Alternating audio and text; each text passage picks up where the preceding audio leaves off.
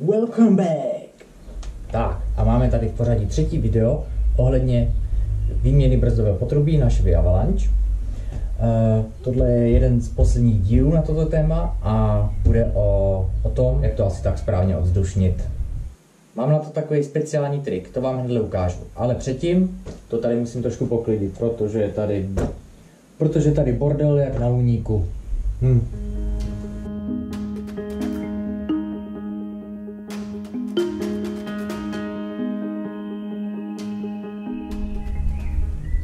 Tak a tady je tlakové odzdušení v plné kráse. Mám tady speciálně vyrobené víčko. Když se podíváme, je to prostě jednoduše víčko od nádobky tady brzdový a je v tom zašroubovaný ventilek. Na to naražený hadice z kompresoru. Tady to mám stažený, aby to bylo trvale zaplé. A teď to není připojený, protože by mi to hned foukalo.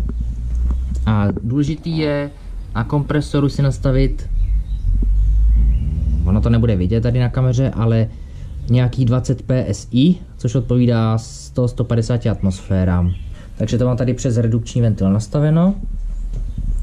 Teď to tam připojím a podíváme se, co to udělá. Jo? Jakmile to bude furt klesat, tak by mohly být někde nějaký úniky.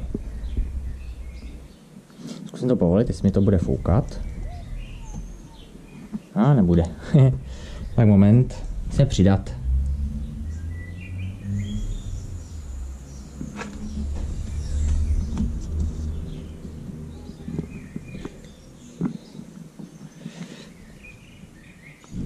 Takže to jsem chtěl 20 PSI. Tak, to by bylo. A tady vidět, že ta brzdová kapalina už klesá, což znamená za A, že je tam vzduch, a za B, že by to někde mohlo utíkat. Chvíličku počkáme, jestli se to ustálí. A, teď něco slyším. Někde něco prdí, takže je to někde otevřený. Takže teď to vypneme a podíváme se, kde to fouká. Takže bohužel akce skončila nezdarem, protože, jak jsem říkal minule, tady je špatný výpušťák. Tady vidět, že to úplně poprskalo celý kolo až nahoru. A tady to z toho pěkně kvape. Jo, tady jsme si udělali loužičku, takže to musíme celý hezky umýt. Od té brzdovky uvemu nějakou mydlovou vodou. A je to tady. Rajbestos. Je to Rajbestos, což je podle mě takový lepší druhovýrobce. A na rozdíl třeba od jiných, tak tohle není repas, ale novej. Krásný novej naleštěný brzdič. To je škoda na to auto.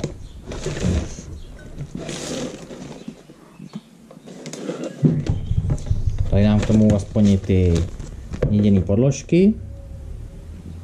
A teď mě čeká to nejhorší. Musím asi zvednout auto a sundat kolo. Tam, kde není žádný místo. Tak si podívejte, kolik tady mám místa.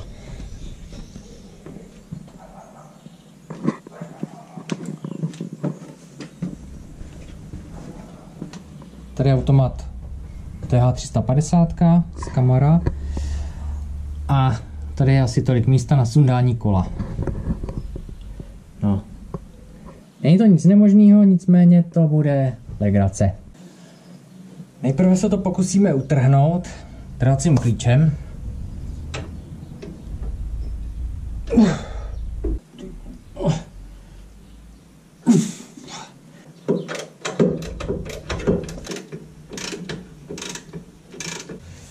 Připravím si novej.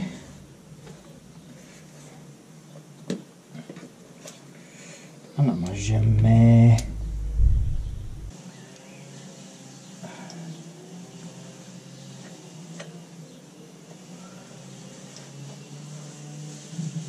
Hop. Tam. Tak. A je tam.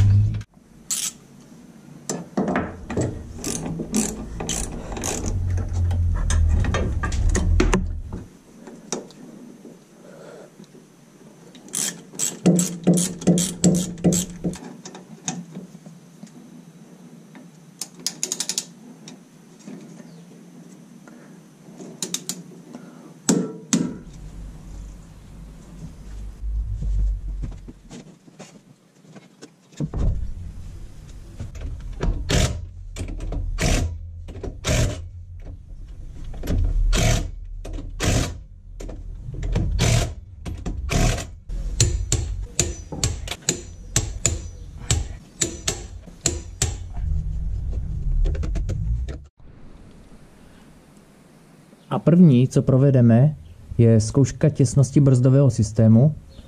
Nechal jsem to přes noc otevřený, čili na pravý zadní brzdě jsem otevřel odvzdušňovací šroub a tady jsem povolil víčko, takže tady nepatrně ubylo, čímž jsem zajistil, že se trošku té kapaliny dostalo aspoň do, řekněme, do poloviny toho brzdového okruhu, ale ono se to dostalo víceméně všude, co jsem koukal.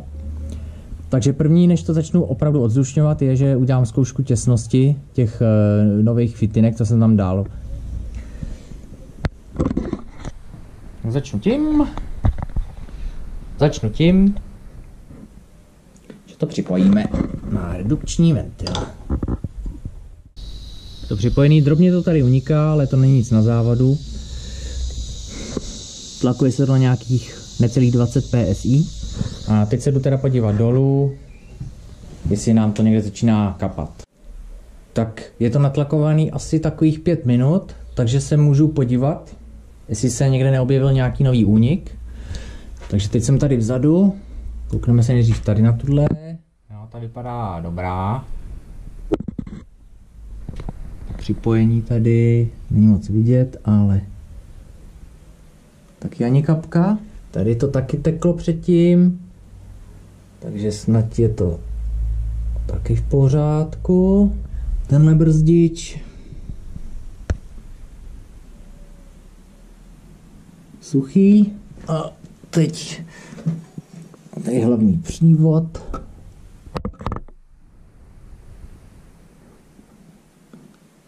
Zdá se být i suchý. Můžeme se podívat na ABS modul. Teklo to tady z tohohle, to je přívod, a nevím, to je přívod z hlavního válce. Jo, a ten jsem taky dotahoval a vypadá suchý. Všechny taky. Přední brzdy. Suchý. A tady taky suchý. A zbývá se podívat ještě ze zhora. A tady to mokrý. A tady to suchý. Takže tenhle zkusíme ještě lehce dotáhnout. Ono už to moc nejde, ale musíme se opatrně snažit. Tak. Tady je sucho. Tady to vypadá taky suchý. Klíč 9/16. Je bezpodmínečně nutný použít přesnou velikost klíče a samozřejmě tenhle typ na převlečný matice, protože bez něj se to nedá rozumně utáhnout. Jo? On je to nějaká fakt 9/16.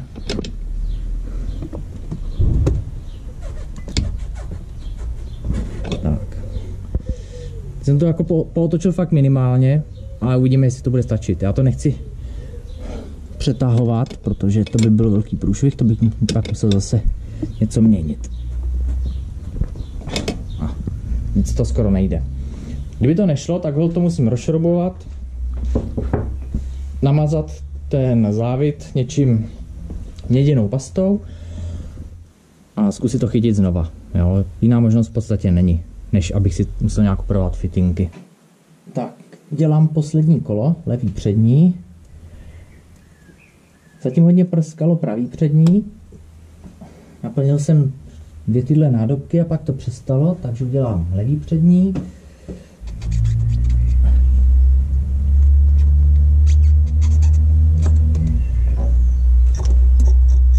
Tak, no. Vidíte, jak to hezky střílí.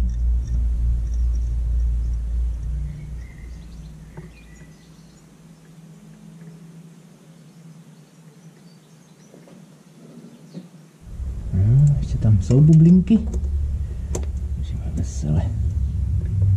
Jo, tam jich je pěkný.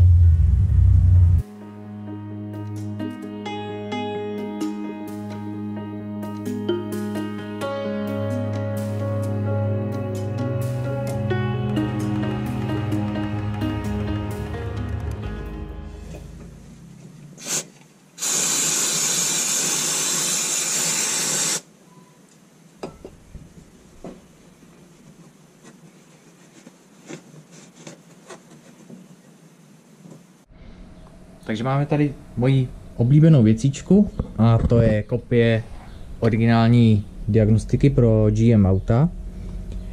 A pomocí ní provedu odvzdušnění ABS modulu. Takže tady jsme v hlavním menu. Vlezu si na diagnostiku. Model 2002. To je tady ten Light Duty Truck. Brzdy se nachází v chassis, nebo chassis, a teď nevím, jak se to speluje korektně. Je to model K, jo, to jsou 4kolkový full size trucky. Tak, tady jenom nějaké varování, že ABS nebude funkční, pokud svítí nějaké lampy. Možná, že nepůjde ani to ovzdušnění, ale to uvidíme. Takže jedná se tady o ten nějaký trojcestný ventil, já nevím, proč se to tady jmenuje, ale je to prostě ta první možnost. A než se podíváme, jestli tam náhodou nejsou nějaký kódy. Takže DTC informace, současné kódy. Nic. Když se podíváme na historické, jestli náhodou tam někdy něco nebylo. Nic, to znamená, dali pán Bůh, je to všechno v pořádku. Podíváme se na nějaký data.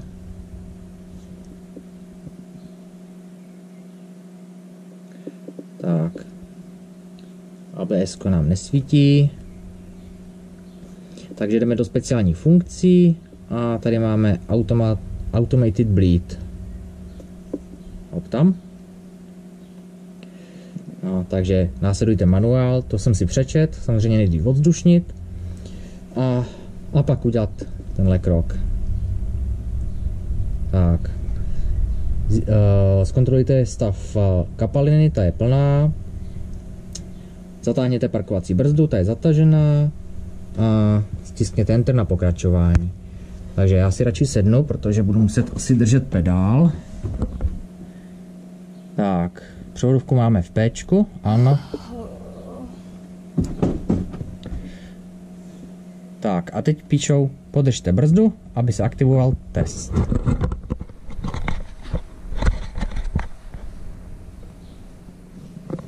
Jdeme na to. Propadá.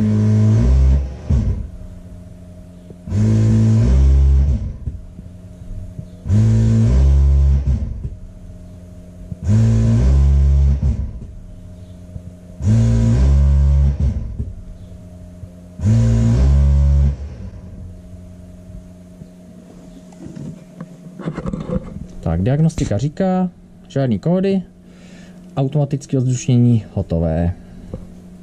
Tak, potvrdíme, vrátíme se to. Hop. Tak, teď to odvzdušním znova a mělo by být snad hotovo.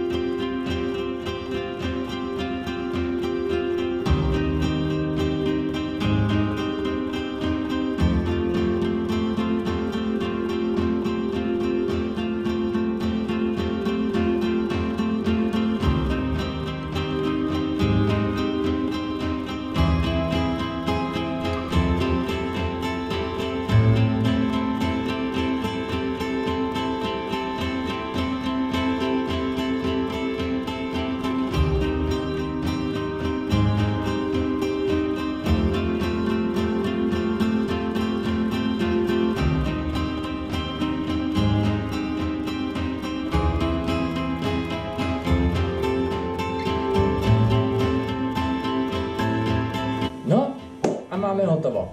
Brzdy natažený, odvzdušněný, ABS modul odvzdušněný, vizuální kontrola pozitivní, dál následuje už jedině road test, neboli testovací jízda.